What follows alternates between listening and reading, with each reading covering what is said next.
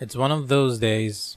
Maybe it's been an extra long day at work or maybe school, and on the way back home, you end up being stuck in traffic for what seems to be hours. You're completely drained. It's something you're used to, but at the same time, it feels like you're experiencing this sensation for the first time ever. And as you slog through the day, a thought flashes through your head. It's Thursday, and that means the latest episode of Komi-san Can Communicate is out. And with that, you find the strength to carry on with the day.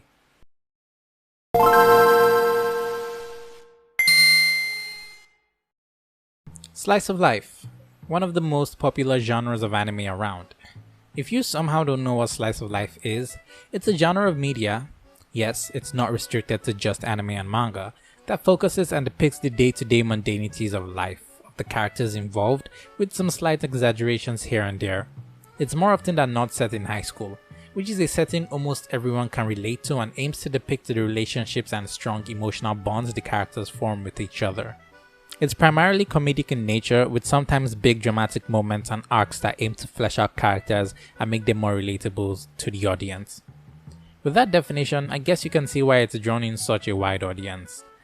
That and, well, cute girl doing cute things. But there's more to slice of life than meets the eye. It never really boasts deep themes that throw you into an existential crisis, but it's rather just sweet, wholesome fun. And it's that wholesomeness that gets you, and before you realize it, you're hooked on that slice of life. But what makes slice of life so, for lack of a better term, engaging? There's a few reasons I can think of, but it all boils down to escapism. To start things off, as I stated earlier, slice of life is usually set in a high school, a setting that a lot of us are familiar with. High school is an era of your life where you really start to get to know yourself, pick up a new skill, make some really close friends, and just have an all-round good time. Or so I'm told. While everyone's high school experience varies, if you dig deep enough or squint really hard, you can find one or two similarities with each other. And that's why it works so well. It shows us the idealized high school experience, the kind of experience a lot of people long to have during their own time in high school, myself included. And best part is, we get to see all the fun stuff about high school, homework not included. It creates a sense of nostalgic familiarity that you as a viewer can totally see yourself being in. You get to meet new people who are equally just as new to the whole setting as you are. You get to form bonds and go through wacky hijinks, and you eventually end up with your crush who actually liked you back all this time. Oh wait, did I say you? My bad. I meant the dark-haired, bland-looking main character who is meant to be a projection of yourself. Okay, maybe I'm being a bit too literal about it. But I'm not that far off from the truth. Just like how Isekai does with its generic bland-looking main character, so does Slice of Life too, following certain design tropes that make it easier to project themselves onto. But at least Slice of Life gives them a personality. While the setting is one thing, the characters are the ones who really carry the show. Unlike other genres like shonen, where you can just stay for the action, the animation, lore, etc., it's super important that the main characters and whatever titular female lead are the most likable of the bunch, especially the female lead, as she's the one we'll be spending a lot of time on. Watching them get to know each other and watching their friendship grow is the main meat of Slice of Life pie. It doesn't just extend to the main cast, as we've also got an array of supporting casts, each with their own quirks and personalities that just turn the average life of our main character into a chaotic fight to retain sanity. It makes for very hilarious scenarios, as they exaggerate the most mundane of tasks to extreme degrees and play it off as just another normal day. But you know what?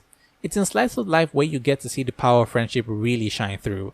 Watching these characters with wildly different personalities, who would normally have nothing to do with each other, come together thanks to the reluctant presence of the main character just warms the heart. It shows you that just about anyone can make friends. And with the way the new characters are introduced at a steady pace, it makes it much easier to remember them. Each new character bringing in some new chaos to the mix, as they all battle for your attention with one or two quirks that lead them to being your favorite character. I swear, Nendo lives rent-free in my brain. Slice of Life is very simple for the most part. There really isn't a plot, it's very episodic in nature, with very little to no references to the things that happened in previous episodes. This is like the perfect format for Slice of Life, meaning it could basically go on forever, as there really isn't a chronological order to which the events take place in. This makes it easy for just about anyone to pick up. So long as you're aware of the main premise, you can just jump into any episode and get the main gist of what's going on. This easy to consume format is what makes it so engaging. Unlike other, more story-driven narratives where you need to see each episode to understand what happens in the next episode. It's made to make you feel good at any moment you're watching it.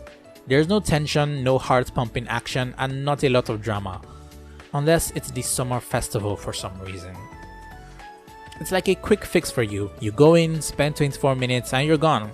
And while other genres leave you on the edge with cliffhangers leaving you to anticipate the next episode, Slice of Life leaves you with a rather satisfied feeling.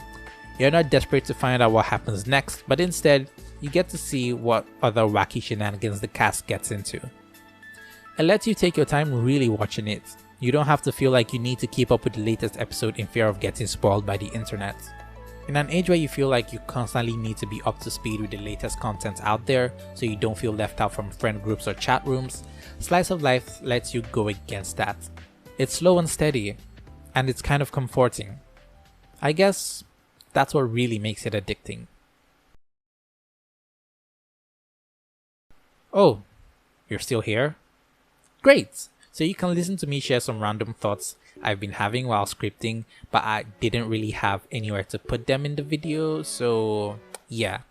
I've been catching up with Komi-san recently, and I just have to say, they kind of give Tadano a really hard time.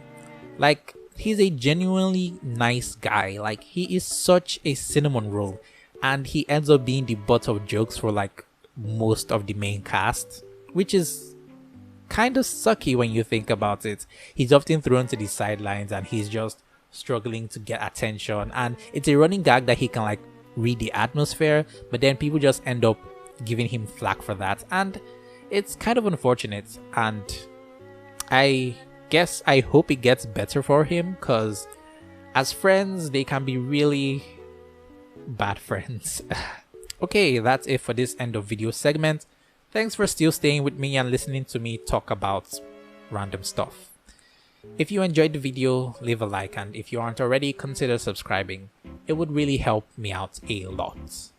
This has been your very favorite slice of bread, hopefully. Signing off.